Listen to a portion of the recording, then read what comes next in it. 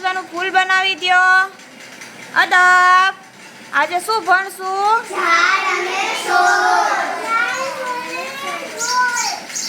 દરેક ઝાડ છોડ સરખા દેખાય છે? તો જુદા જુદા હોય ને? અમુક નાના હોય, અમુક મોટા હોય, એવી રીતે હોય? બધાય ઝાડ છોડના રંગ એક સરખા હોય છે? તો અલગ અલગ હોય ને? બધા ઝાડ છોડમાંથી સુગંધ આવે છે? અમુકમાંથી આવે ને અમુકમાંથી ન આવે. બધા ઝાડ છોડને અડવાથી સરખું લાગે છે?